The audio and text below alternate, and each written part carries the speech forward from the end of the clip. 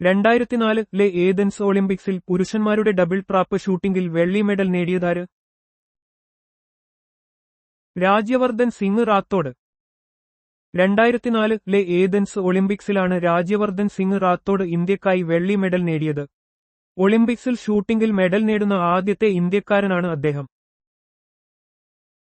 2008-ലെ Beijing ഒളിമ്പിക്സിൽ ഷൂട്ടിംഗിൽ ഇന്ത്യയുടെ ആദ്യ വ്യക്തിഗത ഒളിമ്പിക് സ്വർണ്ണ മെഡൽ നേടിയതാര്?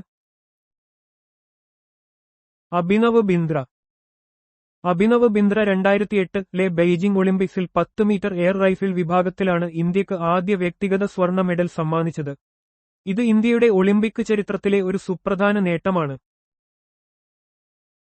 2012-ലെ ലണ്ടൻ ഒളിമ്പിക്സിൽ പുരുഷന്മാരുടെ 25 മീറ്റർ റാപ്പിഡ് ഫയർ പിസ്റ്റൾ ഇനത്തിൽ വെള്ളി മെഡൽ നേടിയ ഇന്ത്യൻ ഷൂട്ടർ ആര്? വിജയകുമാർ.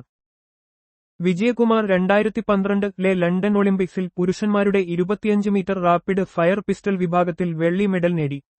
ഹിമാചൽ പ്രദേശിൽ നിന്നുള്ള ഇദ്ദേഹം ഇന്ത്യൻ ആർമിയിലെ സുബേദാർ മേജർ ആയിരുന്നു. 2012-ലെ ലണ്ടൻ ഒളിമ്പിക്സിൽ പുരുഷന്മാരുടെ 10 മീറ്റർ എയർ റൈഫിൾ ഇനത്തിൽ ഇന്ത്യക്കായി വെങ്കല മെഡൽ നേടിയതാര്? ഗഗൻ നാരംഗ്. 2012-ലെ ലണ്ടൻ ഒളിമ്പിക്സിൽ ഗഗൻ നാരംഗ് പുരുഷന്മാരുടെ 10 മീറ്റർ എയർ റൈഫിൾ വിഭാഗത്തിൽ വെങ്കല മെഡൽ നേടി. ഇന്ത്യ കണ്ട മികച്ച ഷൂട്ടർമാരിൽ ഒരാളാണ് ഇദ്ദേഹം. സിംഗരാജ് അദാന ഏത് കായിക ഇനവുമായി ബന്ധപ്പെട്ടിരിക്കുന്നു? ഷൂട്ടിംഗ്.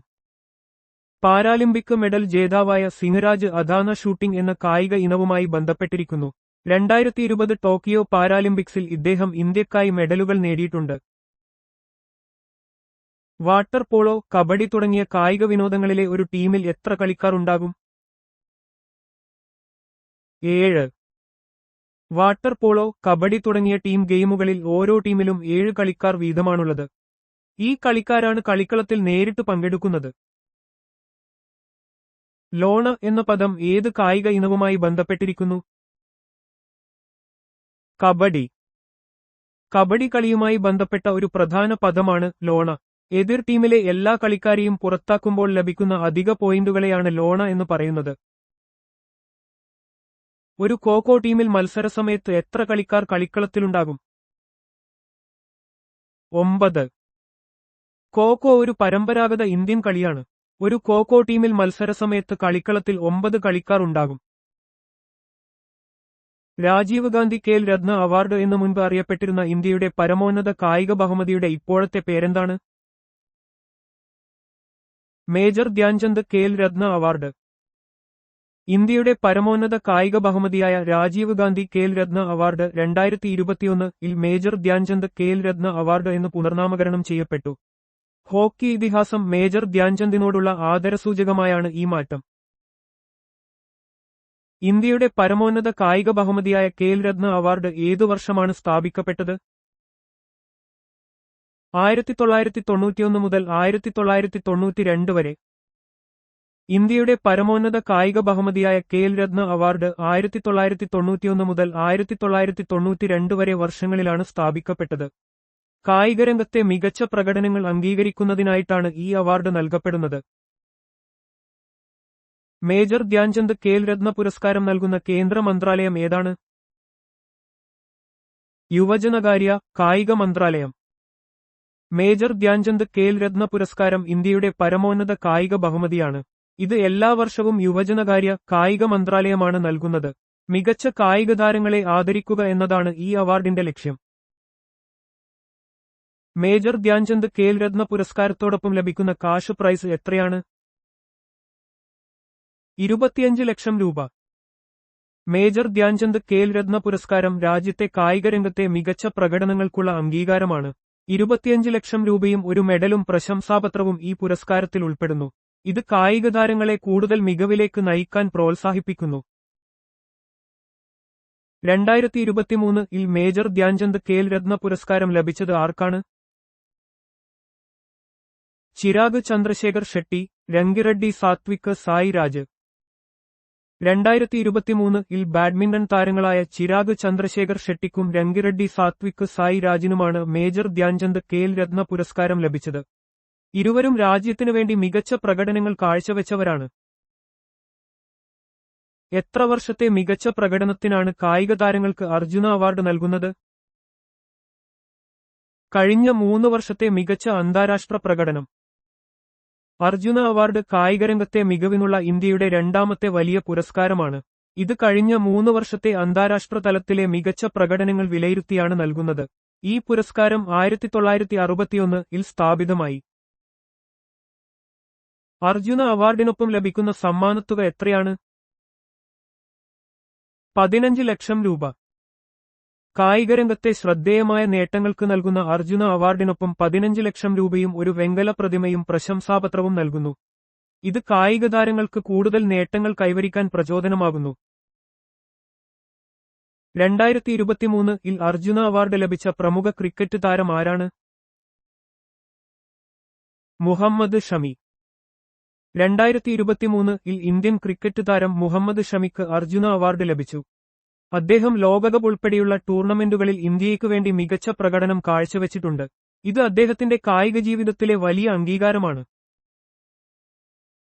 2023-ൽ അർജുന അവാർഡ് നേടിയ ആർ. വൈശാലി ഏത് കായിക ഇനവുമായി ബന്ധപ്പെട്ടിരിക്കുന്നു? ചെസ്. പ്രമുഖ ചെസ് താരം ആർ. വൈശാലിക്ക് 2023-ൽ അർജുന അവാർഡ് ലഭിച്ചു. ചെസ്സിൽ രാജ്യത്തെ പ്രതിനിധീകരിച്ച് അവർ ശ്രദ്ധേയമായ നേട്ടങ്ങൾ കൈവരിച്ചിട്ടുണ്ട്. പ്രജ്ഞാനന്ദയുടെ സഹോദരി കൂടിയാണ് ആർ. വൈശാലി. 2023-ൽ അർജുന അവാർഡ് ലഭിച്ച ശീതൽ ദേവി ഏത് കായിക ഇനത്തിലെ പ്രമുഖ താരമാണ്? Para archery. 2023-ൽ അർജുന അവാർഡ് നേടിയ ശീതൽ ദേവി പാരാ ആർച്ചറിയിലെ ശ്രദ്ധേയ താരമാണ്. വൈകല്യങ്ങളെ അതിജീവിച്ച് അവർ അന്താരാഷ്ട്ര തലത്തിൽ മികച്ച പ്രകടനങ്ങൾ കാഴ്ചവെച്ചിട്ടുണ്ട്. ഇത് മറ്റുള്ളവർക്ക് വലിയ പ്രചോദനമാണ്. ഇന്ത്യയിലെ കായിക പരിശീലകർക്കുള്ള ഏറ്റവും ഉയർന്ന ബഹുമതിയായ ദ്രോണാചാര്യ അവാർഡ് ഏതു വർഷമാണ് സ്ഥാപിച്ചത്? 1985. കായിക പരിശീലകരുടെ മികച്ച സേവനങ്ങളെ ആദരിക്കുന്നതിനായി 1985-ൽ ദ്രോണാചാര്യ അവാർഡ് സ്ഥാപിച്ചു. ഇത് ഇന്ത്യയിലെ കായിക പരിശീലകർക്കുള്ള ഏറ്റവും ഉയർന്ന ബഹുമതിയാണ്. കായികരംഗത്തെ വളർത്തുന്നതിൽ പരിശീലകരുടെ പങ്ക് വലുതാണ്. കായികരംഗത്ത് ഏത് റോളിൽ മികവ് തെളിയിച്ച വ്യക്തികൾക്കാണ് ദ്രോണാചാര്യ അവാർഡ് നൽകുന്നത്? കായിക പരിശീലകർക്ക്. കായികരംഗത്ത് താരങ്ങളെ പരിശീലിപ്പിക്കുകയും അവരുടെ കഴിവുകൾ വളർത്തുകയും ചെയ്യുന്ന മികച്ച പരിശീലകർക്കാണ് ദ്രോണാചാര്യ അവാർഡ് നൽകുന്നത്. ഈ പുരസ്കാരം കായികരംഗത്തെ പരിശീലകരുടെ പ്രാധാന്യം ഉയർത്തിക്കാട്ടുന്നു. ദ്രോണാചാര്യ അവാർഡിന്റെ ലൈഫ് ടൈം, റെഗുലർ വിഭാഗങ്ങളിലെ സമ്മാനത്തുക എത്രയാണ്?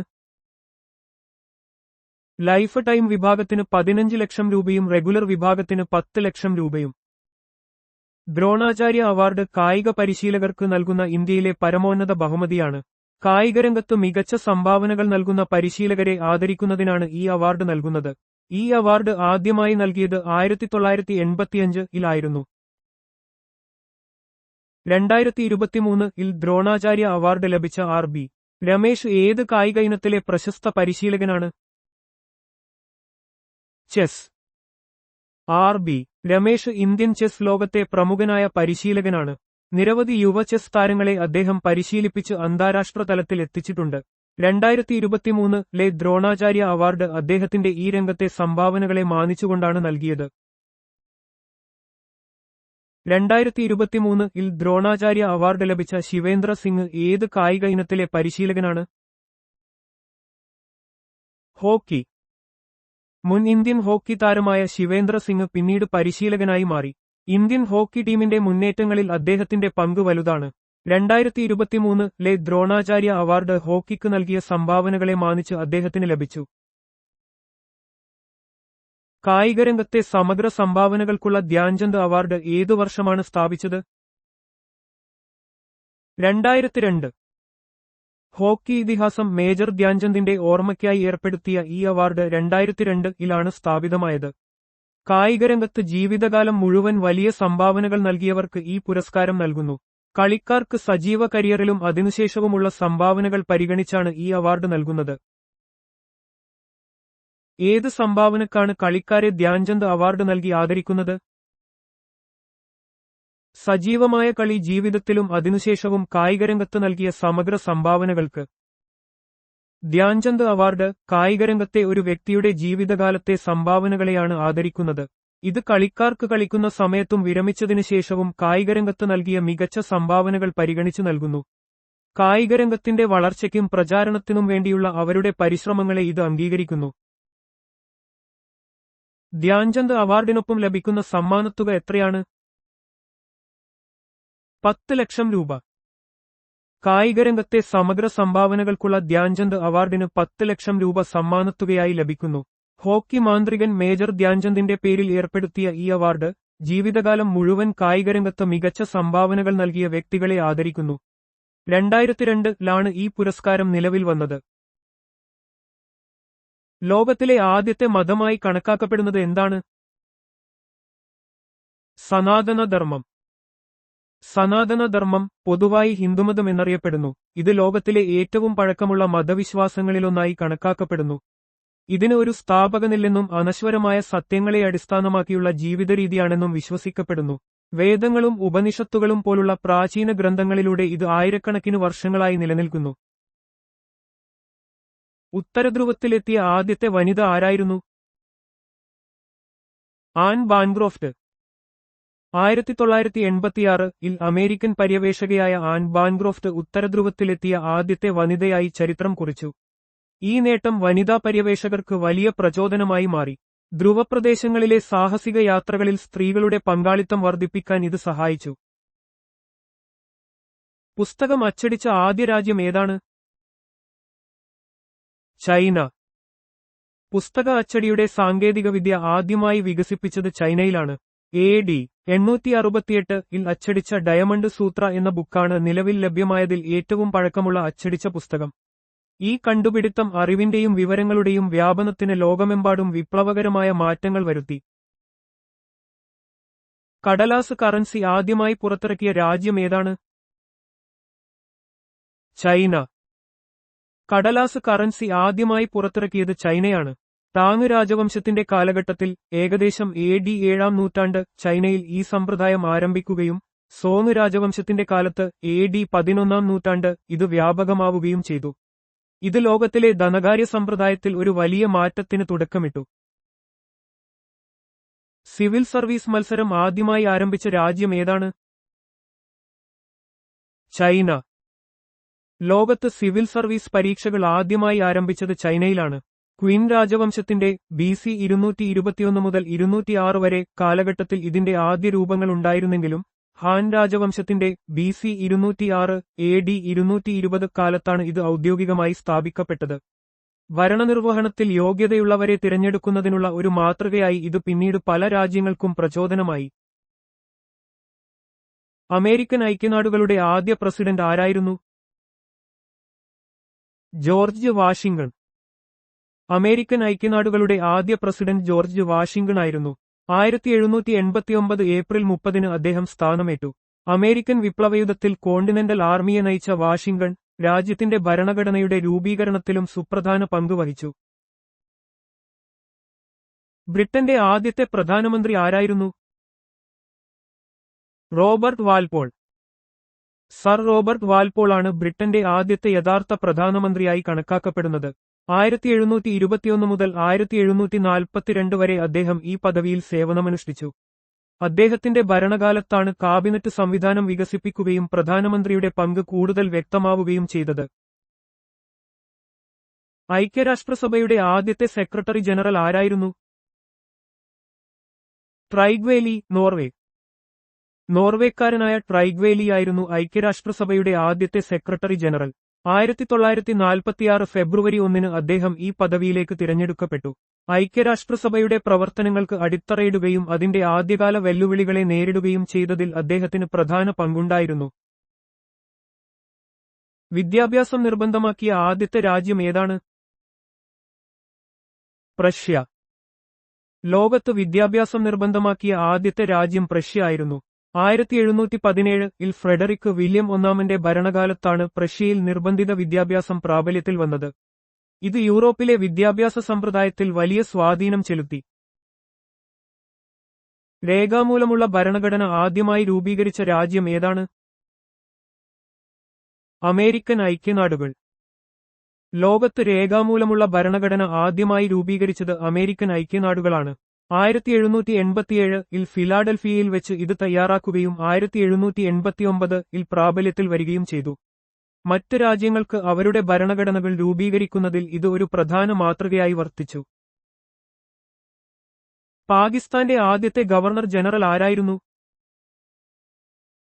മുഹമ്മദ് അലി ജിന്ന.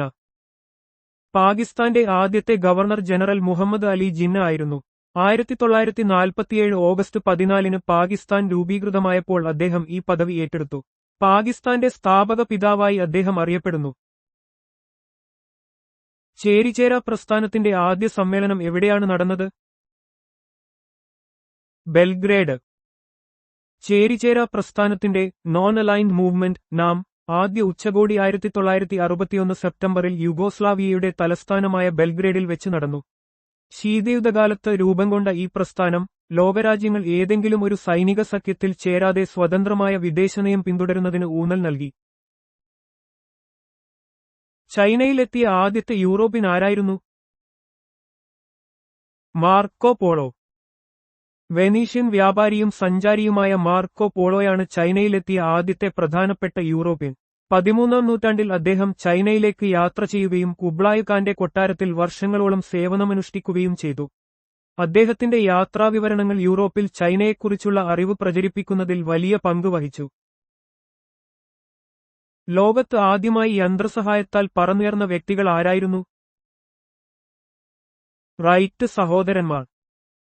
റൈറ്റ് സഹോദരന്മാരായ ഓർവിൽ റൈറ്റും വിൽബർ റൈറ്റും 1903 ഡിസംബർ 17 നോർത്ത് കരോലിനയിലെ കിറ്റി ഹോക്കിൽ വെച്ച് ലോകത്തിലെ ആദ്യത്തെ നിയന്ത്രിതവും യന്ത്രസഹായത്താലുള്ളതുമായ വിമാനം പറത്തി. ഇത് വ്യോമയാന ചരിത്രത്തിലെ ഒരു സുപ്രധാന നാഴികക്കല്ലായിരുന്നു. ലോകം ചുറ്റി സഞ്ചരിച്ച ആദ്യത്തെ കപ്പൽയാത്രക്കാരൻ ആരായിരുന്നു? ഫെർഡിനാൻഡ് മഗല്ലൻ. 1519 ആരംഭിച്ച ഫെർഡിനാൻഡ് മഗല്ലന്റെ പര്യവേഷണ സംഘമാണ് ലോകം ചുറ്റി സഞ്ചരിച്ച ആദ്യത്തെ സംഘം. യാത്രക്കിടയിൽ മഗല്ലൻ കൊല്ലപ്പെട്ടെങ്കിലും അദ്ദേഹത്തിന്റെ സംഘത്തിലെ അംഗങ്ങൾ യാത്ര പൂർത്തിയാക്കി ലോകത്തെ ചുറ്റിയ ആദ്യത്തെ സംഘമായി മാറി. മനുഷ്യരെ ചന്ദ്രനിലേക്ക് അയച്ച ആദ്യ രാജ്യം ഏതായിരുന്നു? അമേരിക്കൻ ഐക്യനാടുകൾ.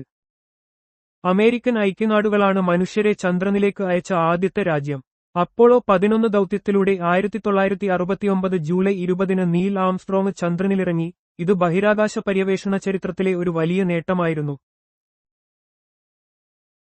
ബഹിരാകാശത്തേക്ക് ഒരു കൃത്രിമ ഉപഗ്രഹം വിക്ഷേപിച്ച ആദ്യ രാജ്യം ഏതായിരുന്നു? Soviet union. സോവിയറ്റ് യൂണിയനാണ് ബഹിരാകാശത്തേക്ക് ഒരു കൃത്രിമ ഉപഗ്രഹം വിക്ഷേപിച്ച ആദ്യ രാജ്യം. 1957 ഒക്ടോബർ 4 സ്പുട്നിക് 1 വിക്ഷേപിച്ചതിലൂടെ ബഹിരാകാശ യുഗത്തിന് തുടക്കമിട്ടു. ആധുനിക ഒളിമ്പിക് ഗെയിംസിന് ആദ്യമായി ആതിഥേയത്വം വഹിച്ച രാജ്യം ഏതായിരുന്നു? ഗ്രീസ്. ആധുനിക ഒളിമ്പിക് ഗെയിംസിന് ആദ്യമായി ആതിഥേയത്വം വഹിച്ചത് ഗ്രീസിലെ ഏഥൻസ് ആണ്. 1896 ഈ ചരിത്രപരമായ കായികമേള നടന്നത്. പുരാതന ഒളിമ്പിക്സിന്റെ പാരമ്പര്യം പുനരുജ്ജീവിപ്പിക്കുകയായിരുന്നു ഇതിന്റെ ലക്ഷ്യം.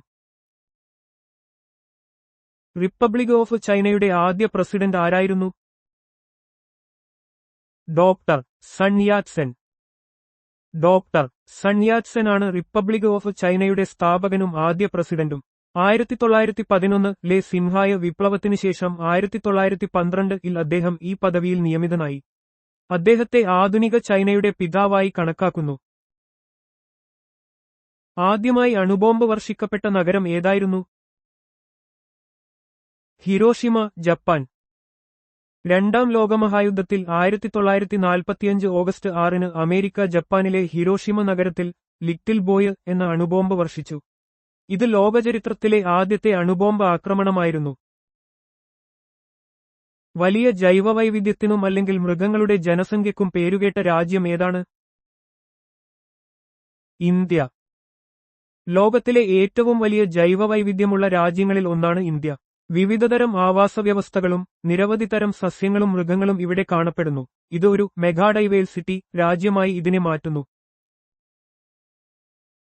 ലോകത്തിലെ ആദ്യത്തെ സർവകലാശാലയായി കണക്കാക്കപ്പെടുന്നത് ഏതാണ്? തക്ഷശില സർവകലാശാല. പുരാതന ഭാരതത്തിലെ തക്ഷശില സർവകലാശാലയെയാണ് ലോകത്തിലെ ആദ്യത്തെ സർവകലാശാലകളിലൊന്നായി കണക്കാക്കുന്നത്. BC 7-ാം നൂറ്റാണ്ടിൽ നിലനിന്നിരുന്ന ഈ വിജ്ഞാനകേന്ദ്രം വൈദ്യശാസ്ത്രം, കല, രാഷ്ട്രീയം തുടങ്ങിയ വിഷയങ്ങളിൽ വിദ്യാഭ്യാസം നൽകി. ചന്ദ്രനിൽ കാലുകുത്തിയ ആദ്യത്തെ വ്യക്തി ആരായിരുന്നു? Neil Armstrong, US.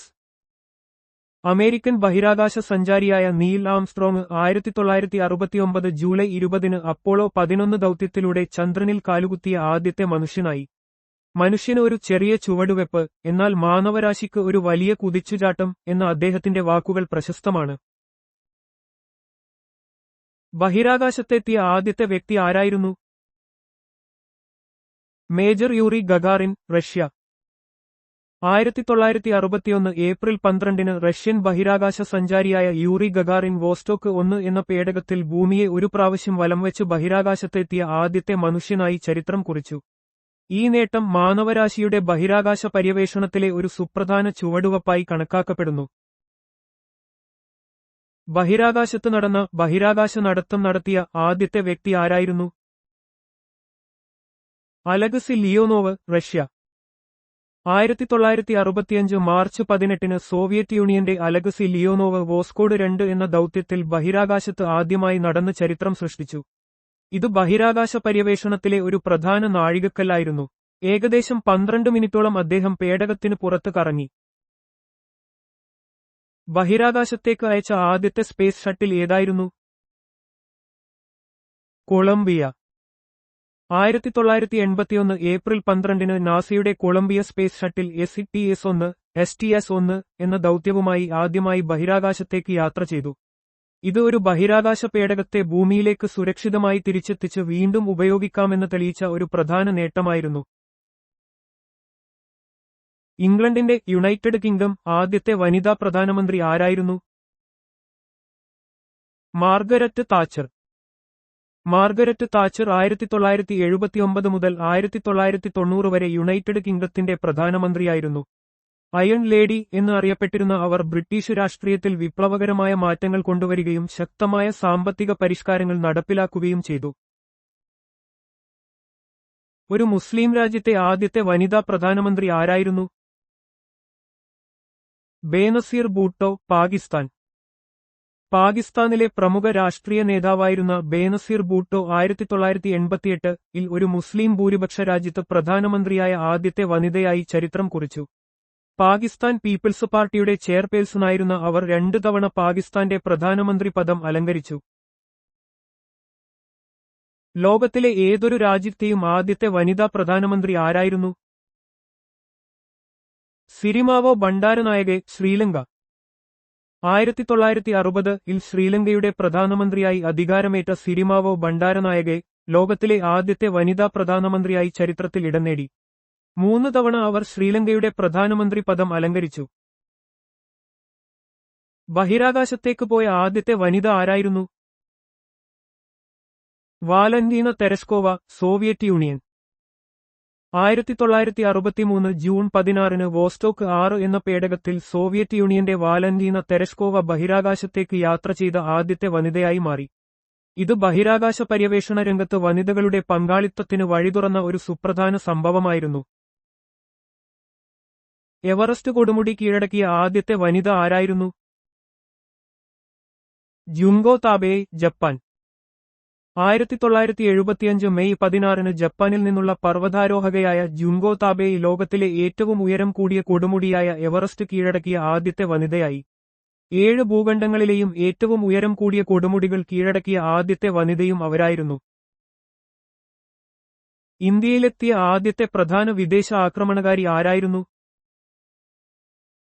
Alexander the great. Macedonian ഭരണാധികാരിയായ അലക്സാണ്ടർ BC 326 ഇന്ത്യയിലേക്ക് കടന്നുവന്ന് വടക്കുപടിഞ്ഞാറൻ പ്രദേശങ്ങളിൽ ആക്രമണം നടത്തി. അദ്ദേഹത്തിന്റെ വരവ് ഇന്ത്യൻ ഉപഭൂഖണ്ഡത്തിൽ രാഷ്ട്രീയവും സാംസ്കാരികവുമായ സ്വാധീനം ചെലുത്തി. ഏതെങ്കിലും ഒരു രാജ്യത്തെ ആദ്യത്തെ വനിതാ പ്രസിഡന്റ് ആരായിരുന്നു? Maria Estela Martinez Cartas de Peron, Argentina. അർജന്റീനയുടെ Maria Estela Martinez de Peron 1974 രാജ്യത്തിന്റെ പ്രസിഡന്റായി ചുമതലയേറ്റു. ലോകത്തിലെ ആദ്യത്തെ വനിതാ പ്രസിഡന്റായിരുന്നു അവർ. 1973-ൽ വൈസ് പ്രസിഡന്റായി തിരഞ്ഞെടുക്കപ്പെട്ട ശേഷം ഭർത്താവായ ജുവാൻ പെറോണിന്റെ മരണശേഷം അവർ പ്രസിഡന്റ് സ്ഥാനം ഏറ്റെടുക്കുകയായിരുന്നു. അന്റാർട്ടിക്ക ഭൂഖണ്ഡത്തിലെത്തിയ ആദ്യ വനിത ആര്? കരോളിൻ മിക്കിൽസൺ. 1935 ഫെബ്രുവരി 20 നോർവീജിയൻ പര്യവേഷകയായ കരോളിൻ മിക്കിൽസൺ അന്റാർട്ടിക്ക ഭൂഖണ്ഡത്തിൽ കാൽകുത്തിയ ആദ്യ വനിതയായി. മിക്കിൽസന്റെ ഭർത്താവ് ലാർസ് മിക്കിൽസൺ നയിച്ച എം.ടി. തോർഷോൺ എന്ന കപ്പലിലായിരുന്നു ഈ യാത്ര. അവരുടെ ഈ നേട്ടം സ്ത്രീ ശാക്തീകരണത്തിന്റെ ഒരു പ്രതീകമായി കണക്കാക്കപ്പെടുന്നു. ഭൂമിയുടെ ഒരു ഭൂപടം വരച്ച ആദ്യത്തെ വ്യക്തിയായി ആരെയാണ് കണക്കാക്കുന്നത്? അനക്സിമാണ്ടർ. പ്രാചീന ഗ്രീക്ക് തത്വചിന്തകനായ അനക്സിമാണ്ടർ BCE 610 മുതൽ 546 വരെ ഭൂമിയുടെ ആദ്യത്തെ ഭൂപടം വരച്ച വ്യക്തിയായി അറിയപ്പെടുന്നു. അദ്ദേഹത്തിന്റെ ഭൂപടം ഭൂമിയെ ഒരു സിലിണ്ടർ ആകൃതിയിൽ സങ്കൽപ്പിക്കുകയും അറിവുള്ള ലോകത്തെ അതിൽ ചിത്രീകരിക്കുകയും ചെയ്തു. ഇത് കാർട്ടോഗ്രഫിയുടെ ചരിത്രത്തിലെ ഒരു സുപ്രധാന നാഴികക്കല്ലായിരുന്നു. സാഹിത്യത്തിനുള്ള ആദ്യത്തെ നോബൽ സമ്മാനം ലഭിച്ചത് ആർക്കാണ്? സള്ളി പ്രുദോം. 1901-ൽ ഫ്രഞ്ച് കവിയായ സള്ളി പ്രുദോമിനാണ് സാഹിത്യത്തിനുള്ള ആദ്യത്തെ നോബൽ സമ്മാനം ലഭിച്ചത്. അദ്ദേഹത്തിന്റെ കവിതകളിലെ കലാപരമായ പൂർണ്ണതയും വൈകാരികതയും തത്വചിന്താപരമായ ആഴവുമാണ് ഈ പുരസ്കാരത്തിന് അർഹനാക്കിയത്. നോബൽ സമ്മാനങ്ങൾ ആദ്യമായി നൽകിത്തുടങ്ങിയത് 1901-ലാണ്. സമാധാനത്തിനുള്ള ആദ്യത്തെ നോബൽ സമ്മാനം ലഭിച്ചത് ആർക്കെല്ലാം? Henry ഡ്യൂനന്റും Frederick പാസിയും. 1901-ൽ സമാധാനത്തിനുള്ള ആദ്യത്തെ നോബൽ സമ്മാനം സ്വിസ് മനുഷ്യസ്നേഹിയായ ഹെൻറി ഡ്യൂനന്റിനും ഫ്രഞ്ച് സമാധാന പ്രവർത്തകനായ ഫ്രെഡറിക് പാസിക്കും സംയുക്തമായി ലഭിച്ചു. റെഡ് ക്രോസ് സ്ഥാപകൻ എന്ന നിലയിൽ ഡ്യൂനന്റിന്റെ പ്രവർത്തനങ്ങളും അന്താരാഷ്ട്ര സമാധാന പ്രസ്ഥാനങ്ങൾക്ക് പാസിയുടെ സംഭാവനകളും ഈ പുരസ്കാരത്തിന് കാരണമായി. ഭൗതികശാസ്ത്രത്തിനുള്ള ആദ്യത്തെ നോബൽ സമ്മാനം ലഭിച്ചത് ആർക്കാണ്? Wilhelm Conrad Roentgen. ജർമ്മൻ ഭൗതികശാസ്ത്രജ്ഞനായ വിൽഹേം കോൺറാഡ് റോൺജനാണ് വിൽഹെൽം കോൺറാഡ് റോൺട്ഗൻ 1901-ൽ ഭൗതികശാസ്ത്രത്തിനുള്ള ആദ്യത്തെ നോബൽ സമ്മാനം ലഭിച്ചത്. അദ്ദേഹത്തിന്റെ എക്സ്റേ കണ്ടെത്തലാണ് റോൺട്ജൻ കിരണങ്ങൾ ഈ പുരസ്കാരത്തിന് അർഹനാക്കിയത്.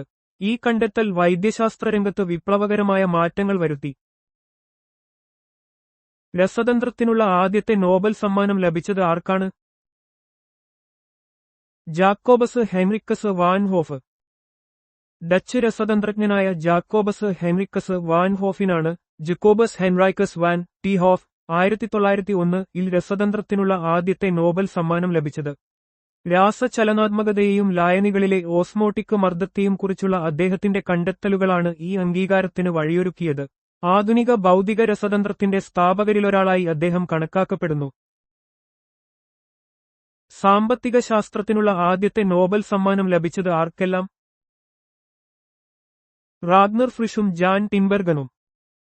സാമ്പത്തിക ശാസ്ത്രത്തിനുള്ള നോബൽ സമ്മാനം ഔദ്യോഗികമായി ആൽഫ്രഡ് നോബലിന്റെ സ്മരണയ്ക്കുള്ള സാമ്പത്തിക ശാസ്ത്ര നോബൽ സമ്മാനം ആദ്യമായി നൽകിയത് 1969-ലാണ്. നോർവീജിയൻ സാമ്പത്തിക ശാസ്ത്രജ്ഞനായ റാഗ്നർ ഫ്രിഷിനും ഡച്ച് സാമ്പത്തിക ശാസ്ത്രജ്ഞനായ ജാൻ ടിംബെർഗനും ചേർന്നാണ് ഈ പുരസ്കാരം ലഭിച്ചത്. സാമ്പത്തിക പ്രക്രിയകൾ വിശകലനം ചെയ്യുന്നതിനായി ഡൈനാമിക് മോഡലുകൾ വികസിപ്പിക്കുകയും പ്രയോഗിക്കുകയും ചെയ്തതിനാണ് ഇവർക്ക് സമ്മാനം ലഭിച്ചത്. ലോകത്ത് ദയാവധം മരിക്കാനുള്ള അവകാശം നിയമവിധേയമാക്കിയ ആദ്യ രാജ്യം ഏതാണ്? നെതർലാൻഡ്സ്. 2002-ൽ ദയാവധം നിയമവിധേയമാക്കിയ ലോകത്തിലെ ആദ്യത്തെ രാജ്യമാണ് നെതർലാൻഡ്സ്. കർശനമായ നിബന്ധനകൾക്കും വ്യവസ്ഥകൾക്കും വിധേയമായി സഹിക്കാനാവാത്ത കഷ്ടപ്പാടുകളുള്ള ഭേദമാക്കാനാവാത്ത രോഗങ്ങളാൽ വലയുന്ന ആളുകൾക്ക് ഡോക്ടറുടെ സഹായത്തോടെ മരിക്കാൻ ഇത് അനുമതി നൽകുന്നു. ബാങ്ക് നോട്ടുകൾ ആദ്യമായി പുറത്തിറക്കിയ രാജ്യം ഏതാണ്? സ്വീഡൻ. 1661-ൽ യൂറോപ്പിൽ ആദ്യമായി ബാങ്ക് നോട്ടുകൾ പുറത്തിറക്കിയ രാജ്യം സ്വീഡനാണ്. സ്റ്റോക്ക്ഹോംസ് ബാങ്കോ എന്ന സ്വകാര്യ ബാങ്കാണ് ക്രെഡിറ്റ് ഡെലാർ എന്ന പേരിൽ ഈ നോട്ടുകൾ പുറത്തിറക്കിയത്. ഇതൊരു ചരിത്രപരമായ സാമ്പത്തിക പരിഷ്കാരമായിരുന്നു. ഒരു റോബോട്ടിന് സോഫിയ പൗരത്വം നൽകിയ ആദ്യ രാജ്യം ഏതാണ്? Saudi Arabia. 2017-ൽ സോഫിയ എന്ന റോബോട്ടിന് പൗരത്വം നൽകിയ ആദ്യത്തെ രാജ്യമാണ് സൗദി അറേബ്യ. ഹോങ്കോങ് ആസ്ഥാനമായുള്ള ഹാൻസൺ റോബോട്ടിക്സ് നിർമ്മിച്ച ഈ ഹ്യൂമനോയിഡ് റോബോട്ട് ആർട്ടിഫിഷ്യൽ ഇന്റലിജൻസിന്റെയും റിയലിസ്റ്റിക് ഭാവങ്ങളുടെയും ഉദാഹരണമാണ്. ഈ നടപടി മനുഷ്യനും യന്ത്രവും തമ്മിലുള്ള ബന്ധത്തെക്കുറിച്ചുള്ള വലിയ ചർച്ചകൾക്ക് തുടക്കമിട്ടു. തുല്യവേതനം നിയമവിധേയമാക്കിയ ആദ്യ രാജ്യം ഏതാണ്? ഐസ്ലൻഡ്. ഐസ്ലൻഡ് 2018-ൽ തുല്യവേതനം നിയമവിധേയമാക്കിയ ആദ്യ രാജ്യമായി മാറി. ലിംഗഭേദമില്ലാതെ തുല്യ ജോലിക്ക് തുല്യവേതനം ഉറപ്പാക്കുക എന്നതായിരുന്നു ഈ നിയമത്തിന്റെ പ്രധാന ലക്ഷ്യം. ഇത് ലോകമെമ്പാടുമുള്ള തുല്യത പ്രസ്ഥാനങ്ങൾക്ക് ഒരു മാതൃകയായി കണക്കാക്കപ്പെടുന്നു. ലോകത്തിലെ ഏറ്റവും വലിയ ഭൂഖണ്ഡം ഏതാണ്? ഏഷ്യ. വിസ്തീർണത്തിലും ജനസംഖ്യയിലും ലോകത്തിലെ ഏറ്റവും വലിയ ഭൂഖണ്ഡമാണ് ഏഷ്യ. ഭൂമിയുടെ മൊത്തം കരഭൂമിയുടെ ഏകദേശം 30% ഇതിൽ ഉൾപ്പെടുന്നു. ലോക ജനസംഖ്യയുടെ ഏകദേശം 60% ഏഷ്യൻ ഭൂഖണ്ഡത്തിലാണ് വസിക്കുന്നത്. ഏറ്റവും ചെറിയ ഭൂഖണ്ഡം ഏതാണ്? ഓസ്ട്രേലിയ. വിസ്തീർണമനുസരിച്ച് ലോകത്തിലെ ഏറ്റവും ചെറിയ ഭൂഖണ്ഡമാണ് ഓസ്ട്രേലിയ. ഓഷ്യാനിയ എന്ന വലിയ ഭൂമിശാസ്ത്രപരമായ പ്രദേശത്തിന്റെ ഭാഗമാണിത്. ഓസ്ട്രേലിയൻ ഭൂഖണ്ഡം ഒരു രാജ്യവും കൂടിയാണ്. ഏറ്റവും വലിയ സമുദ്രം ഏതാണ്? പസഫിക് സമുദ്രം. ലോകത്തിലെ ഏറ്റവും വലുതും ആഴമേറിയതുമായ സമുദ്രമാണ് പസഫിക് സമുദ്രം. ഭൂമിയുടെ ഉപരിതലത്തിന്റെ ഏകദേശം 1/3 ഇത് ഉൾക്കൊള്ളുന്നു. ചലഞ്ചർ ദ്വീപ് സ്ഥിതി ചെയ്യുന്നത് പസഫിക് സമുദ്രത്തിലാണ്. ഏറ്റവും ആഴം കൂടിയ സമുദ്രം ഏതാണ്? പസഫിക് സമുദ്രം. ലോകത്തിലെ ഏറ്റവും ആഴം കൂടിയ സമുദ്രമാണ് പസഫിക് സമുദ്രം. ഇതിലെ മരിയാന ട്രഞ്ചിലെ ചലഞ്ചർ ദ്വീപ് ആണ് ഭൂമിയിലെ ഏറ്റവും ആഴം കൂടിയ ഭാഗം. ഇത് സമുദ്രശാസ്ത്ര പഠനങ്ങൾക്ക് വളരെ പ്രാധാന്യമുള്ളതാണ്. വിസ്തീർണത്തിന്റെ അടിസ്ഥാനത്തിൽ ഏറ്റവും വലിയ നഗരം ഏതാണ്? ടോക്കിയോ. Yokohama, Japan. ലോകത്തിലെ ഏറ്റവും വലിയ മെട്രോപൊളിറ്റൻ പ്രദേശങ്ങളിൽ ഒന്നാണ് ടോക്കിയോ യോക്കോഹാമ. ഈ പ്രദേശം ജപ്പാനിലെ ഒരു പ്രധാന സാമ്പത്തിക, സാംസ്കാരിക കേന്ദ്രമാണ്. ലോകത്തിലെ ഏറ്റവും വലിയ ജനസാന്ദ്രതയുള്ള നഗരസമുച്ചയങ്ങളിൽ ഒന്നാണിത്.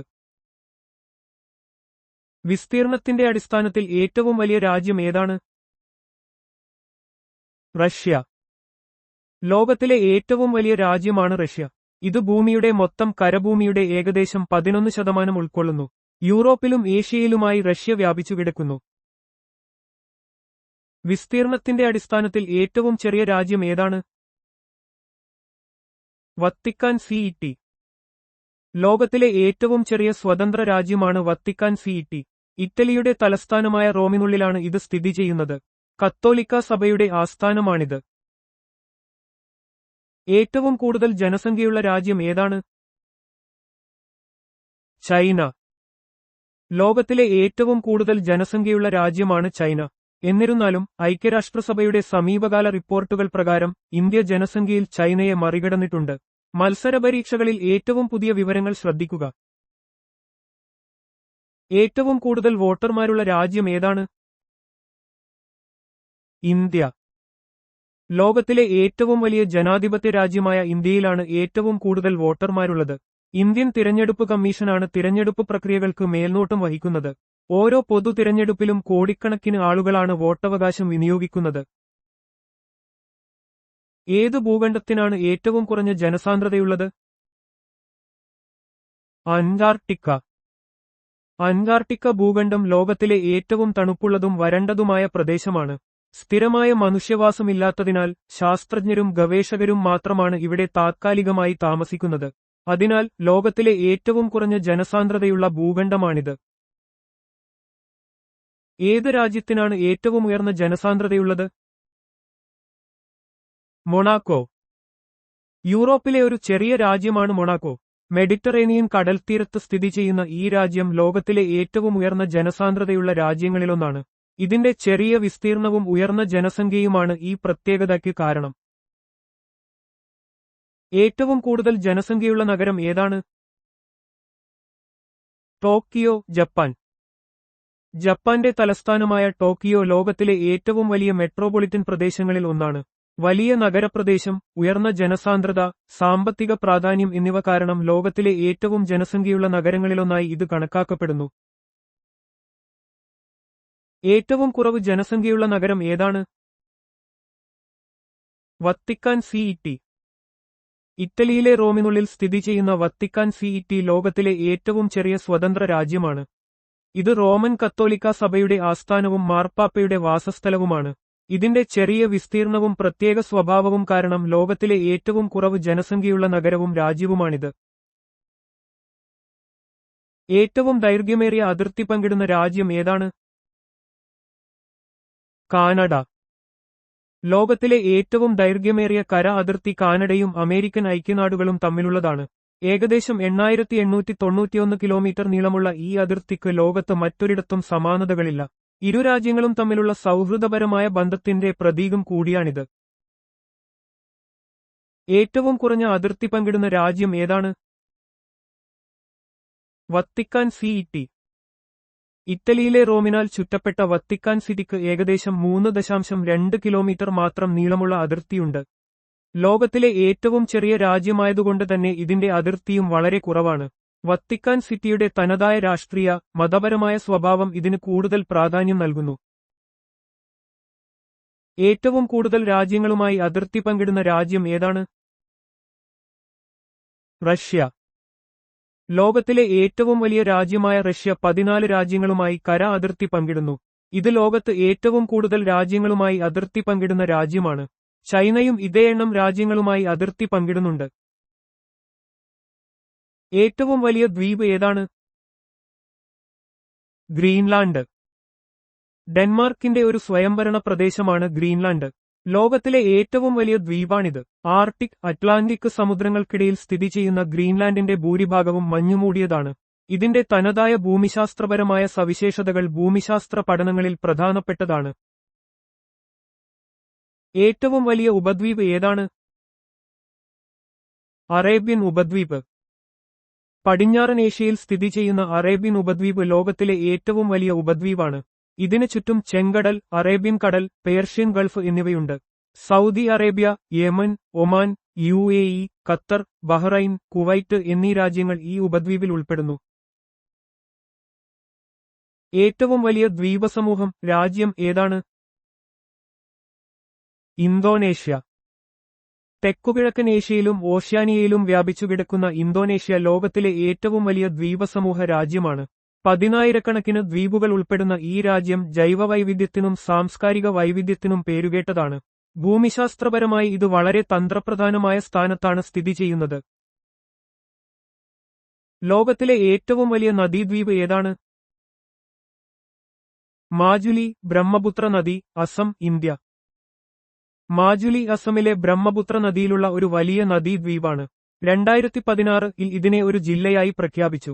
ലോകത്തിലെ ഏറ്റവും വലിയ നദീദ്വീപായി ഗിന്നസ് വേൾഡ് റെക്കോർഡ്സ് ഇതിനെ അംഗീകരിച്ചിട്ടുണ്ട്. ലോകത്തിലെ ഏറ്റവും വലിയ ഡെൽറ്റ ഏതാണ്? സുന്ദർബൻസ് ഇന്ത്യയിലും ബംഗ്ലാദേശിലുമായി വ്യാപിച്ചുകിടക്കുന്നു. ഗംഗ, ബ്രഹ്മപുത്ര, മേഘ്ന നദികൾ ചേർന്നാണ് സുന്ദർബൻസ് ഡെൽറ്റ രൂപപ്പെടുന്നത്. ഇന്ത്യയിലും ബംഗ്ലാദേശിലുമായി വ്യാപിച്ചുകിടക്കുന്ന ഈ പ്രദേശം ലോകത്തിലെ ഏറ്റവും വലിയ കണ്ടൽക്കാടുകൾക്കും റോയൽ ബംഗാൾ കടുവകൾക്കും പേരുകേട്ടതാണ്. ലോകത്തിലെ ഏറ്റവും നീളം കൂടിയ നദി ഏതാണ്?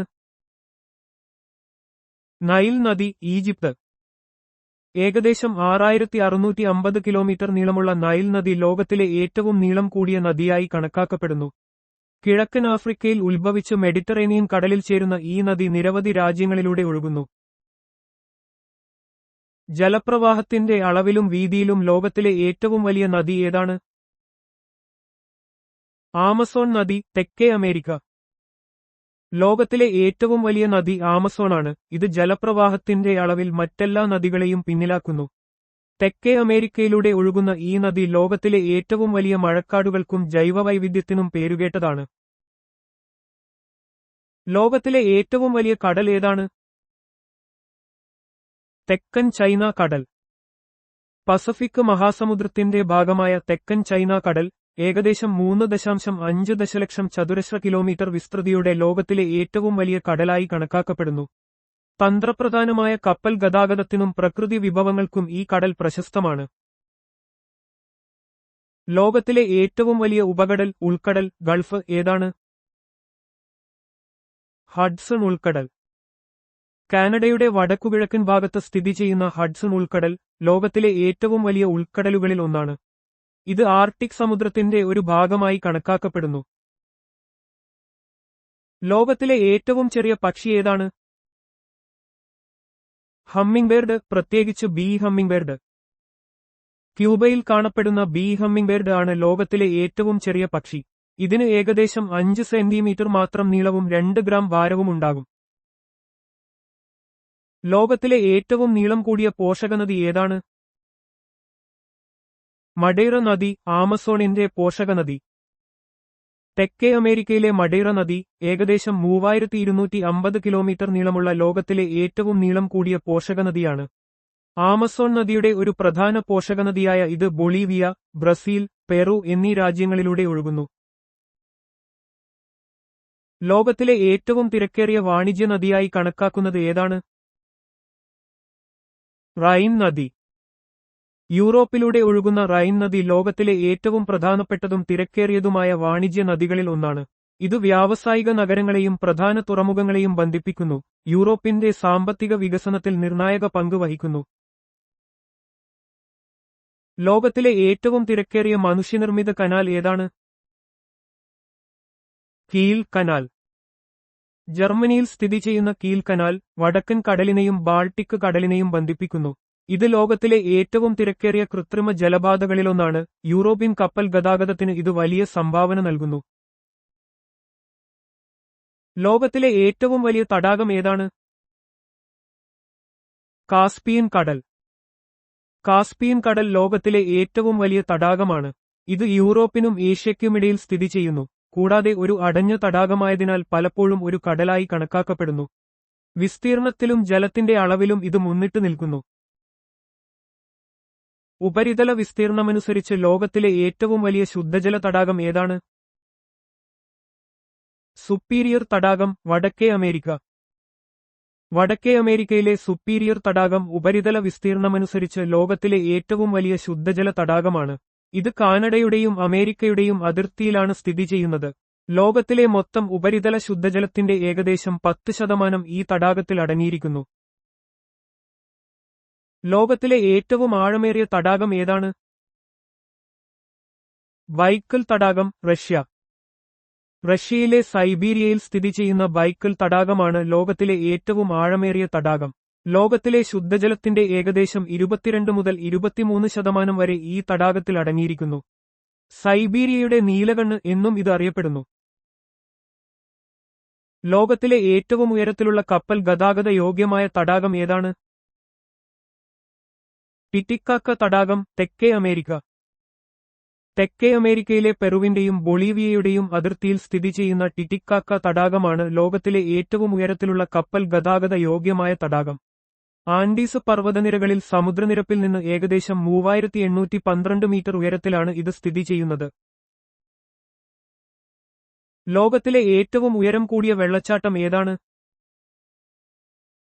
ഏഞ്ചൽ വെള്ളച്ചാട്ടം, വെനസ്വേല.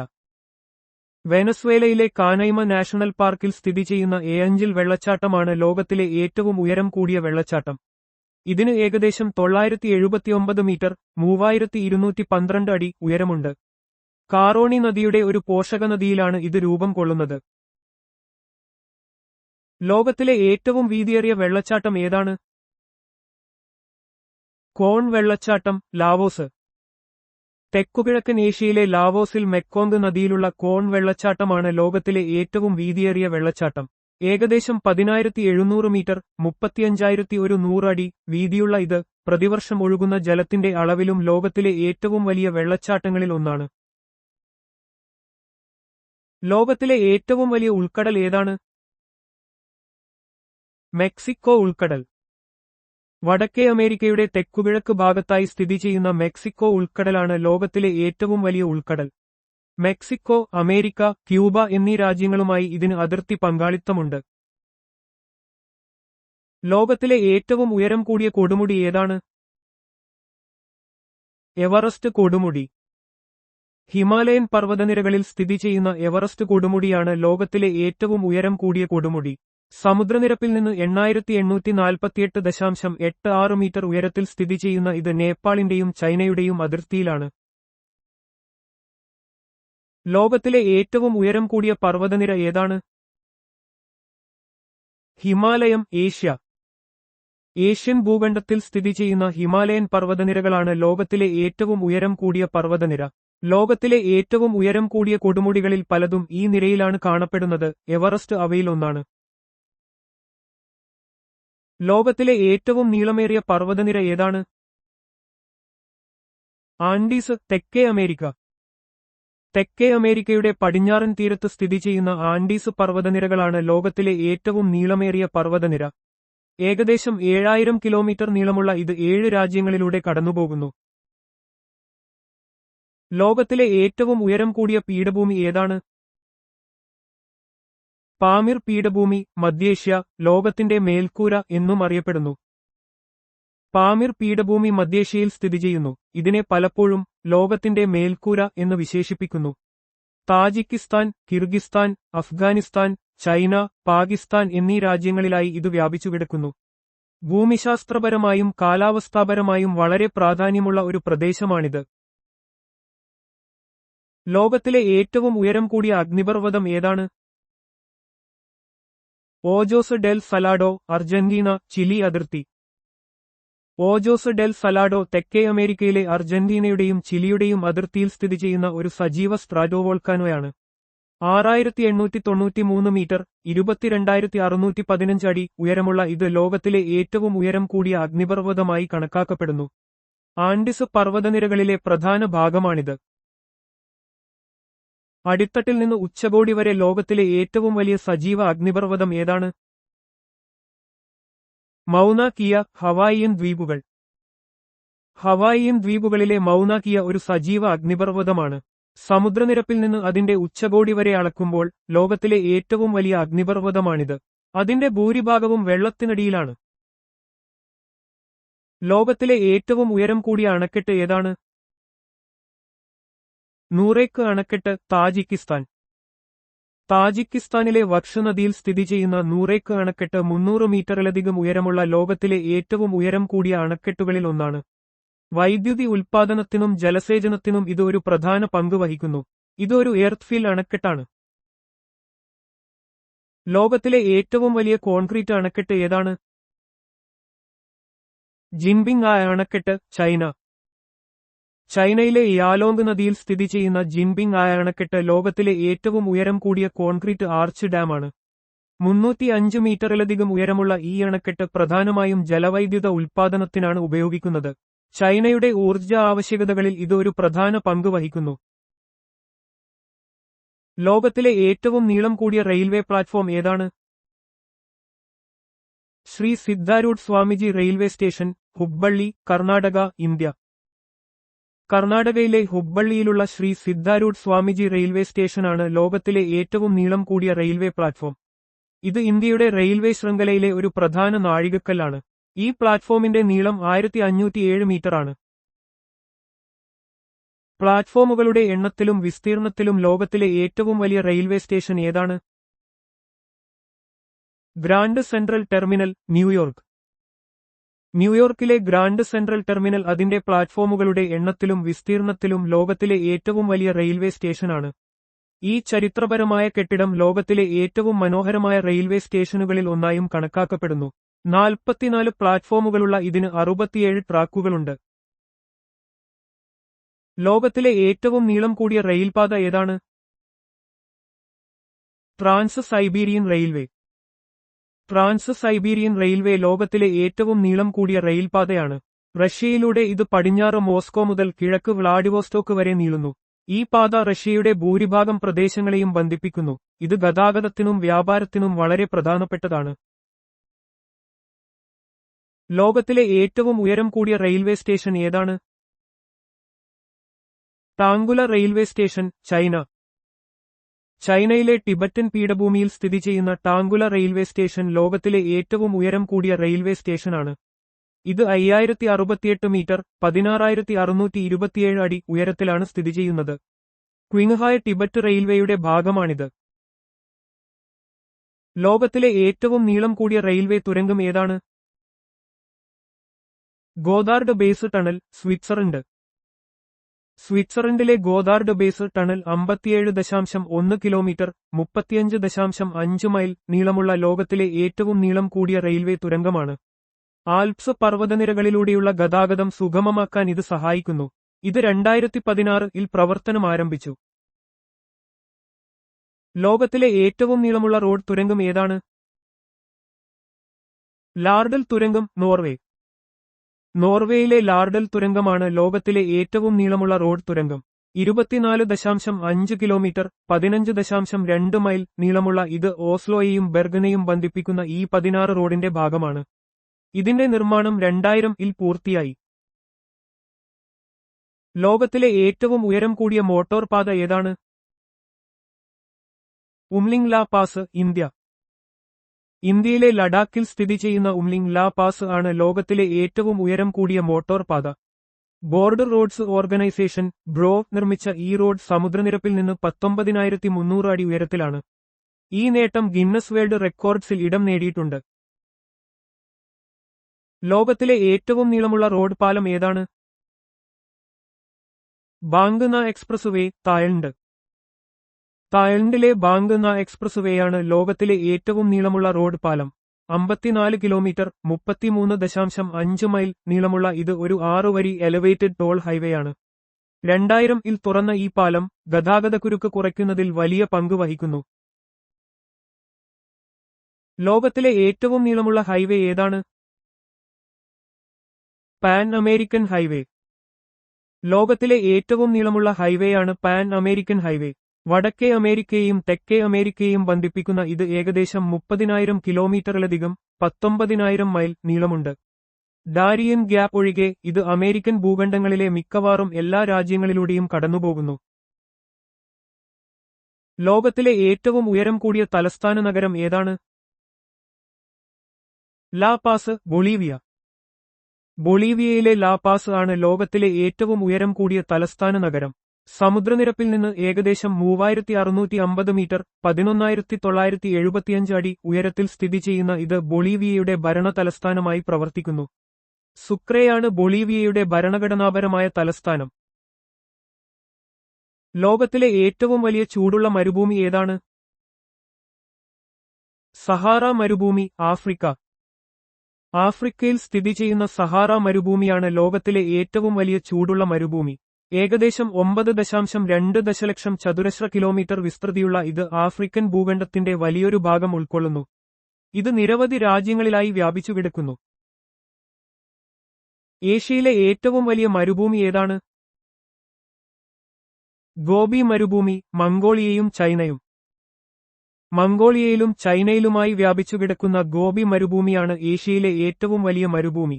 ലോകത്തിലെ ഏറ്റവും വലിയ 5ാമത്തെ മരുഭൂമി കൂടിയായ ഇത് പ്രധാനമായും തണുത്ത മരുഭൂമിയാണ്. ഇതിന് ചരിത്രപരമായും സാംസ്കാരികപരമായും വലിയ പ്രാധാന്യമുണ്ട്. ഭൂമിയിലെ ഏറ്റവും തണുപ്പുള്ള പ്രദേശം, സ്ഥലം ഏതാണ്?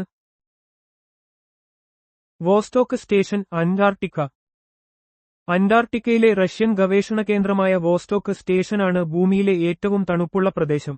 1983 ജൂലൈ 21 ഇവിടെ -89.2 ഡിഗ്രി സെൽഷ്യസ് -128.6 ഡിഗ്രി ഫാരൻഹീറ്റ് താപനില രേഖപ്പെടുത്തി. ഇത് ഭൂമിയിൽ രേഖപ്പെടുത്തിയ ഏറ്റവും കുറഞ്ഞ സ്വാഭാവിക താപനിലയാണ്. ലോകത്തിലെ ഏറ്റവും വലിയ പള്ളി ഏതാണ്?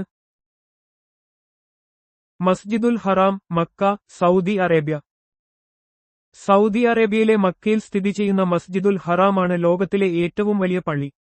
കാബ സ്ഥിതി ചെയ്യുന്ന ഈ പള്ളി ഇസ്ലാം മതവിശ്വാസികളുടെ ഏറ്റവും പ്രധാനപ്പെട്ട പുണ്യസ്ഥലമാണ്. പ്രതിവർഷം ദശലക്ഷക്കണക്കിന് തീർത്ഥാടകർ ഇവിടെയെത്തുന്നു. ലോകത്തിലെ ഏറ്റവും ഉയരം കൂടിയ മിനാരമുള്ള പള്ളി ഏതാണ്? Jamaa al Jazair, Great Mosque of Algiers, Algeria. അൾജീരിയയിലെ Great Mosque of Algiers, Jamaa el Jazair ആണ് ലോകത്തിലെ ഏറ്റവും ഉയരം കൂടിയ മിനാരമുള്ള പള്ളി. ഇതിന്റെ മിനാരത്തിന് ഏകദേശം 265 മീറ്റർ 870 അടി ഉയരമുണ്ട്. 2019-ൽ നിർമ്മാണം പൂർത്തിയായ ഈ പള്ളി അൾജീരിയയിലെ ഒരു പ്രധാന വാസ്തുവിദ്യാരീതിയാണ്. ലോകത്തിലെ ഏറ്റവും വലിയ ക്രിസ്ത്യൻ പള്ളി, കത്തീഡ്രൽ, ബസിലിക്ക ഏതാണ്? Saint Peter's basilica, Vatican city. Vatican സിറ്റിയിലെ സെന്റ് പീറ്റേഴ്സ് ബസിലിക്ക ലോകത്തിലെ ഏറ്റവും വലിയ ക്രിസ്ത്യൻ പള്ളികളിൽ ഒന്നാണ്. പുനരുത്ഥാന വാസ്തുവിദ്യയുടെ ഒരു മാസ്റ്റർ പീസായ ഇത് മിക്കവാറും മൈക്കലാഞ്ചലോ, ഡൊണാറ്റോ ബ്രമാൻഡെ, ജിയാൻ ലോറൻസോ ബെർണിനി തുടങ്ങിയ പ്രമുഖ കലാകാരന്മാരും വാസ്തുശില്പികളും രൂപകൽപ്പന ചെയ്തതാണ്. ഇത് കത്തോലിക്കാ സഭയുടെ പ്രധാന തീർത്ഥാടന കേന്ദ്രങ്ങളിൽ ഒന്നാണ്. ലോകത്തിലെ ഏറ്റവും ഉയരം കൂടിയ കെട്ടിടം ഏതാണ്? Burj Khalifa, Dubai. ദുബായിലെ ബുർജ് ഖലീഫയാണ് ലോകത്തിലെ ഏറ്റവും ഉയരം കൂടിയ കെട്ടിടം. 828 മീറ്റർ, 2717 അടി ഉയരമുള്ള ഈ കെട്ടിടം 2010-ൽ തുറന്നു പ്രവർത്തിച്ചു. ആധുനിക വാസ്തുവിദ്യയുടെയും എഞ്ചിനീയറിംഗിന്റെയും ഒരു മികച്ച ഉദാഹരണമാണിത്. ലോകത്തിലെ ഏറ്റവും നീളമുള്ള മതിൽ ഏതാണ്? ചൈനയിലെ വൻമതിൽ. ചൈനയുടെ വൻമതിൽ ലോകത്തിലെ ഏറ്റവും നീളമുള്ള നിർമ്മിതിയാണ്. ചരിത്രപരമായി വടക്കൻ ആക്രമണങ്ങളിൽ നിന്ന് ചൈനീസ് സാമ്രാജ്യങ്ങളെ സംരക്ഷിക്കുന്നതിനായി ഇത് നിർമ്മിച്ചു. ഇത് യുനെസ്കോ ലോക പൈതൃക സ്ഥലങ്ങളിൽ ഒന്നാണ്. ഇരിപ്പിട ശേഷിയുടെ അടിസ്ഥാനത്തിൽ ലോകത്തിലെ ഏറ്റവും വലിയ സ്റ്റേഡിയം ഏതാണ്? റുഗ്രാഡോ ഫസ്റ്റ് ഓഫ് മെയ് സ്റ്റേഡിയം, വടക്കൻ കൊറിയ. വടക്കൻ കൊറിയയിലെ പ്യോങ്യാങ്ങിൽ സ്ഥിതി ചെയ്യുന്ന റുഗ്രാഡോ ഫസ്റ്റ് ഓഫ് മെയ് സ്റ്റേഡിയം ഇരിപ്പിട ശേഷിയുടെ അടിസ്ഥാനത്തിൽ ലോകത്തിലെ ഏറ്റവും വലിയ സ്റ്റേഡിയമാണ്. 1.5 ലക്ഷത്തോളം കാണികളെ ഉൾക്കൊള്ളാൻ ഇതിന് സാധിക്കും. ഇത് പ്രധാനമായും മാസ് ഗെയിമുകൾക്കും സൈനിക പരേഡുകൾക്കുമാണ് ഉപയോഗിക്കുന്നത്. ലോകത്തിലെ ഏറ്റവും വലിയ ക്ലോക്ക് ടവർ ഏതാണ്? Abraj Al Bait clock tower, Mecca, Saudi Arabia. Saudi അറേബ്യയിലെ മക്കയിൽ സ്ഥിതി ചെയ്യുന്ന അബ്രാജ് അൽ ബൈത്ത് ക്ലോക്ക് ടവർ ലോകത്തിലെ ഏറ്റവും വലിയ ക്ലോക്ക് ടവറാണ്. 601 മീറ്റർ ഉയരമുള്ള ഈ കെട്ടിട സമുച്ചയം മക്കയിലെ ഗ്രാൻഡ് മോസ്കിന് സമീപമാണ് സ്ഥിതി ചെയ്യുന്നത്. ഇത് ഹജ്ജ് തീർത്ഥാടകർക്ക് താമസ സൗകര്യമൊരുക്കുന്നതിനായി നിർമ്മിച്ചതാണ്. കാർഗോ കൈകാര്യം ചെയ്യുന്നതിന്റെ അടിസ്ഥാനത്തിൽ ലോകത്തിലെ ഏറ്റവും വലിയ തുറമുഖം ഏതാണ്? ഷാൻഹായ് തുറമുഖം, ചൈന. ചൈനയിലെ ഷാൻഹായ് തുറമുഖം കാർഗോ കൈകാര്യം ചെയ്യുന്നതിന്റെ അടിസ്ഥാനത്തിൽ ലോകത്തിലെ ഏറ്റവും തിരക്കേറിയ തുറമുഖമാണ്. ആഗോള വ്യാപാരത്തിൽ നിർണായക പങ്ക് വഹിക്കുന്ന ഇത് ചൈനയുടെ സാമ്പത്തിക വളർച്ചയ്ക്ക് വലിയ സംഭാവന നൽകുന്നു. യാങ്സി നദിയുടെ അഴിമുഖത്താണ് ഇത് സ്ഥിതി ചെയ്യുന്നത്. യാത്രക്കാരുടെ തിരക്കിന്റെ അടിസ്ഥാനത്തിൽ ലോകത്തിലെ ഏറ്റവും തിരക്കേറിയ വിമാനത്താവളം ഏതാണ്? Hartsfield Jackson Atlanta International Airport, USA. അമേരിക്കയിലെ അറ്റ്ലാന്റിലുള്ള ഹാർട്ട്സ്ഫീൽഡ് ജാക്സൺ ഇന്റർനാഷണൽ എയർപോർട്ട് ലോകത്തിലെ ഏറ്റവും തിരക്കേറിയ വിമാനത്താവളമാണ്. വർഷങ്ങളായി ഇത് ഏറ്റവും കൂടുതൽ യാത്രക്കാരെ കൈകാര്യം ചെയ്യുന്ന വിമാനത്താവളമായി തുടരുന്നു. അമേരിക്കയിലെയും ലോകത്തിലെയും വ്യോമഗതാഗതത്തിന്റെ ഒരു പ്രധാന കേന്ദ്രമാണിത്. ഭൂമിശാസ്ത്രപരമായ വിസ്തീർണത്തിന്റെ അടിസ്ഥാനത്തിൽ ലോകത്തിലെ ഏറ്റവും വലിയ വിമാനത്താവളം ഏതാണ്?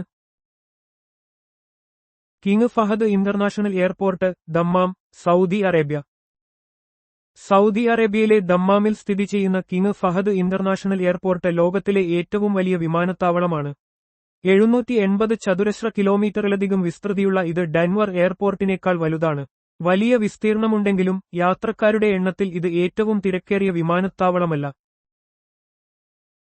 സാധാരണയായി മനുഷ്യനല്ലാത്ത ഏത് മൃഗമാണ് ഏറ്റവും ബുദ്ധിയുള്ളതായി കണക്കാക്കപ്പെടുന്നത്? ചിമ്പാൻസി. മനുഷ്യനല്ലാത്ത ജീവികളിൽ ചിമ്പാൻസികളെയാണ് പൊതുവെ ഏറ്റവും ബുദ്ധിയുള്ളവയായി കണക്കാക്കുന്നത്. അവയ്ക്ക് ഉപകരണങ്ങൾ ഉപയോഗിക്കാനും പ്രശ്നങ്ങൾ പരിഹരിക്കാനും സാമൂഹികമായി സങ്കീർണമായ പെരുമാറ്റങ്ങൾ പ്രകടിപ്പിക്കാനും കഴിയും. അവയുടെ ജനിതക ഘടന മനുഷ്യരുമായി വളരെ അടുത്ത ബന്ധമുള്ളതാണ്. ലോകത്തിലെ ഏറ്റവും വലിയ ക്ഷേത്ര സമുച്ചയം ഏതാണ്? Angkor Wat, Cambodia.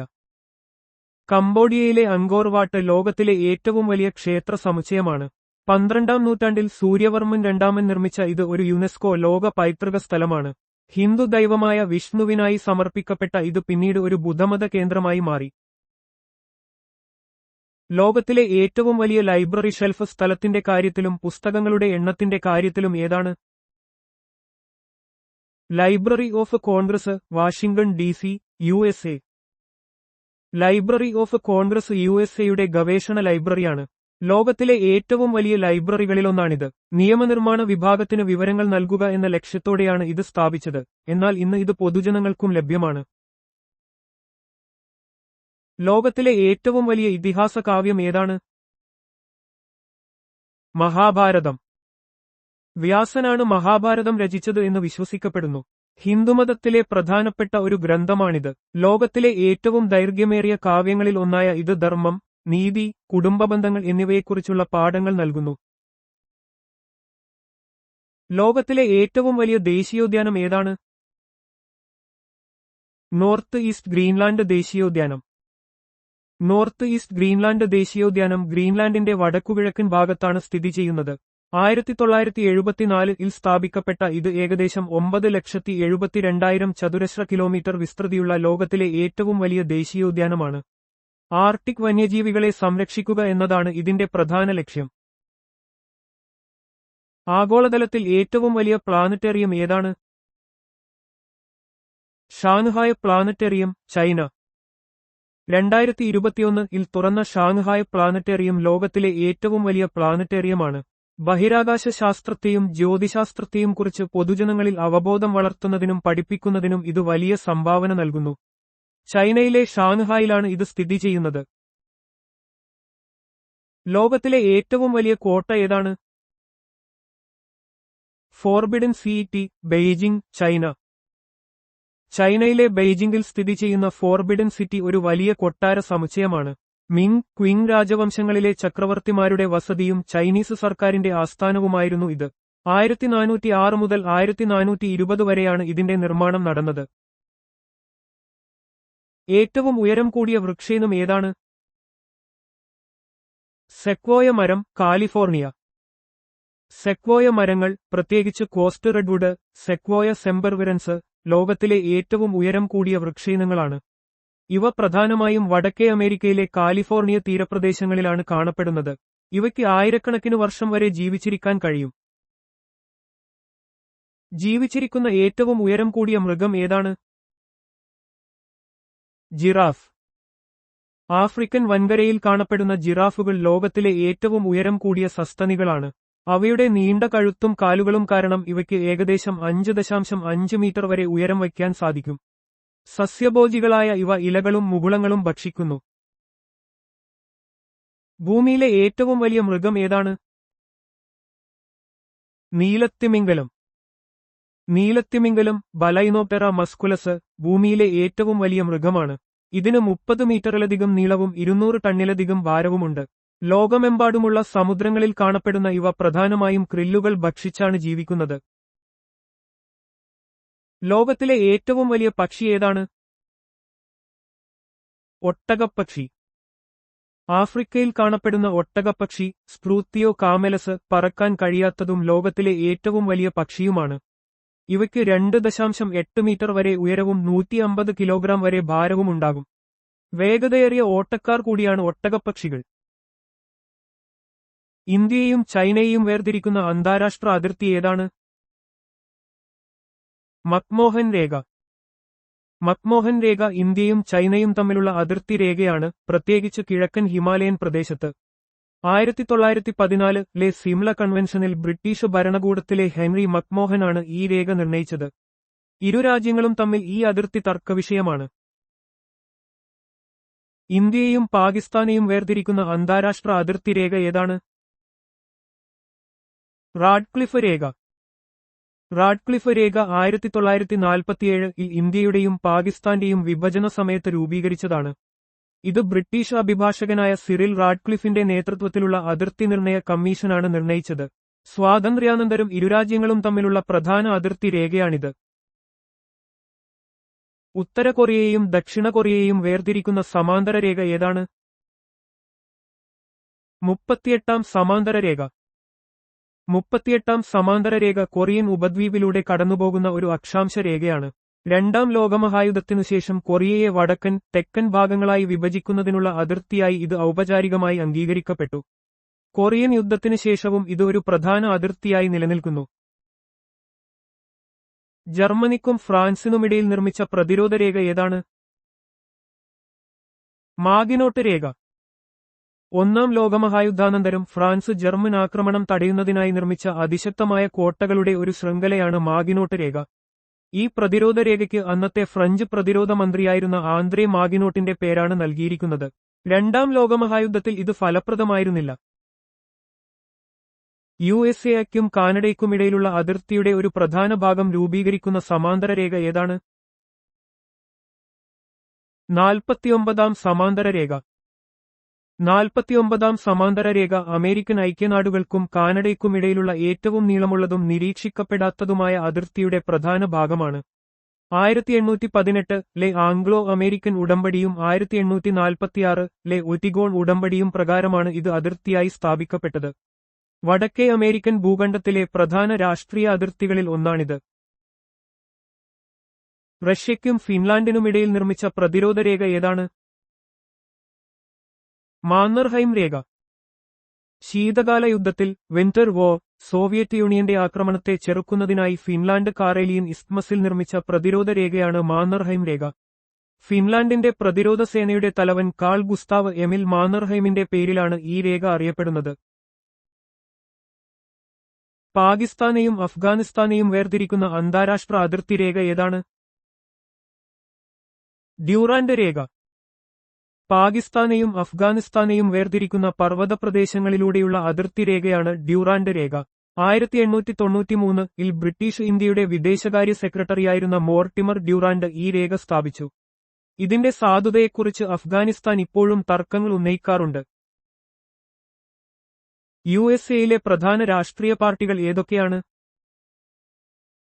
Republican Party, Democratic Party. American ഐക്യനാടുകളിലെ പ്രധാനപ്പെട്ട രണ്ട് രാഷ്ട്രീയ പാർട്ടികളാണ് റിപ്പബ്ലിക്കൻ പാർട്ടിയും ഡെമോക്രാറ്റിക് പാർട്ടിയും. ഇവയെ ഗ്രാൻഡ് ഓൾഡ് പാർട്ടി ഗോപ് എന്നും ഡെമോക്രാറ്റുകൾ എന്നും യഥാക്രമം അറിയപ്പെടുന്നു. രാജ്യത്തെ രാഷ്ട്രീയ സംവാദങ്ങളിലും തിരഞ്ഞെടുപ്പുകളിലും ഈ പാർട്ടികൾക്ക് നിർണായക സ്വാധീനമുണ്ട്. ഇസ്രായേലിലെ ചില പ്രധാന രാഷ്ട്രീയ പാർട്ടികളുടെ പേരുകൾ എന്തൊക്കെയാണ്? Meretz party, Labour party, Likud party, Hadash party, Shas party, Blue and White party. ഇസ്രായേലിൽ വിവിധ പ്രത്യയശാസ്ത്രങ്ങളെ പ്രതിനിധീകരിക്കുന്ന നിരവധി രാഷ്ട്രീയ പാർട്ടികളുണ്ട്. ലിക്വിഡ് പാർട്ടി വലതുപക്ഷത്തെയും ലേബർ പാർട്ടി മധ്യ ഇടതുപക്ഷത്തെയും പ്രതിനിധീകരിക്കുന്നു. രാജ്യത്തിന്റെ രാഷ്ട്രീയ ഭൂമികയിൽ ഈ പാർട്ടികൾക്ക് കാര്യമായ സ്വാധീനമുണ്ട്. ഫ്രാൻസിലെ ചില പ്രധാന രാഷ്ട്രീയ പാർട്ടികളുടെ പേരുകൾ എന്തൊക്കെയാണ്? സോഷ്യലിസ്റ്റ് പാർട്ടി, ലാ റിപ്പബ്ലിക് എൻ മാർച്ച്. ഫ്രാൻസിലെ പ്രധാന രാഷ്ട്രീയ പാർട്ടികളിൽ ഒന്നാണ് സോഷ്യലിസ്റ്റ് പാർട്ടി. ഇത് സോഷ്യൽ ഡെമോക്രാറ്റിക് ആശയങ്ങളെ പ്രതിനിധീകരിക്കുന്നു. പ്രസിഡന്റ് ഇമ്മാനുവൽ മാക്രോണിന്റെ പാർട്ടിയായ ലാ റിപ്പബ്ലിക് എൻ മാർച്ച് റെനേസോൺസ് ഒരു ലിബറൽ പാർട്ടിയാണ്. ഫ്രഞ്ച് രാഷ്ട്രീയത്തിൽ ഈ പാർട്ടികൾക്ക് നിർണായക സ്ഥാനമുണ്ട്. ഓസ്ട്രേലിയയിലെ ചില പ്രധാന രാഷ്ട്രീയ പാർട്ടികളുടെ പേരുകൾ എന്തൊക്കെയാണ്? Liberal party of Australia, national party of Australia, liberal national party. ഓസ്ട്രേലിയയിലെ പ്രധാന രാഷ്ട്രീയ പാർട്ടികളിൽ ഉൾപ്പെടുന്നവയാണ് ലിബറൽ പാർട്ടി ഓഫ് ഓസ്ട്രേലിയയും നാഷണൽ പാർട്ടി ഓഫ് ഓസ്ട്രേലിയയും. ഈ പാർട്ടികൾ പലപ്പോഴും ഒരു കൂട്ടായ്മയായി കൊളീഷൻ പ്രവർത്തിക്കാറുണ്ട്. ഓസ്ട്രേലിയയുടെ ഫെഡറൽ രാഷ്ട്രീയത്തിൽ ഇവയ്ക്ക് വലിയ സ്വാധീനമുണ്ട്. ബംഗ്ലാദേശിലെ പ്രധാന രാഷ്ട്രീയ പാർട്ടികൾ ഏതൊക്കെയാണ്? Bangladesh National Party, Awami League, Jatiya Party. ബംഗ്ലാദേശിന്റെ രാഷ്ട്രീയ ഭൂമികയിൽ ആഴത്തിൽ വേരൂന്നിയ പാർട്ടികളാണ് Bangladesh National Party, BNP, Awami League, Jatiya Party എന്നിവ.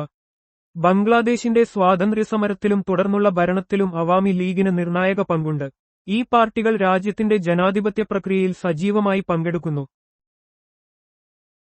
നേപ്പാളിലെ പ്രധാന രാഷ്ട്രീയ പാർട്ടികൾ ഏതൊക്കെയാണ്? Communist party, Nepali Congress party, രാഷ്ട്രീയ ജനതാ പാർട്ടി നേപ്പാൾ. നേപ്പാളിലെ പ്രധാന രാഷ്ട്രീയ ശക്തികളിൽ കമ്മ്യൂണിസ്റ്റ് പാർട്ടികൾ, വിവിധ വിഭാഗങ്ങൾ, നേപ്പാളി കോൺഗ്രസ് പാർട്ടി എന്നിവ ഉൾപ്പെടുന്നു. രാജ്യത്തിന്റെ ജനാധിപത്യവൽക്കരണ പ്രക്രിയയിലും ഭരണഘടന രൂപീകരണത്തിലും ഈ പാർട്ടികൾക്ക് വലിയ സ്വാധീനമുണ്ട്. രാഷ്ട്രീയ ജനതാ പാർട്ടി നേപ്പാൾ പോലുള്ള പാർട്ടികളും പ്രധാനമാണ്. ചൈനയിലെ പ്രധാന രാഷ്ട്രീയ പാർട്ടികൾ ഏതൊക്കെയാണ്? Chinese communist party, China democratic league. ചൈനയിൽ ഔദ്യോഗികമായി ഏകപാർട്ടി ഭരണമാണ് നിലവിലുള്ളത്. പ്രധാനമായും ചൈനീസ് കമ്മ്യൂണിസ്റ്റ് പാർട്ടി (CPC) ആണ് രാജ്യം ഭരിക്കുന്നത്. എങ്കിലും CPC-യുടെ മേൽനോട്ടത്തിൽ പ്രവർത്തിക്കുന്ന 8 ജനാധിപത്യ പാർട്ടികൾ ഉണ്ട്. അതിലൊന്നാണ് ചൈന ഡെമോക്രാറ്റിക് ലീഗ്. ഇവയെ സാറ്റലൈറ്റ് പാർട്ടികൾ എന്നും പറയാറുണ്ട്.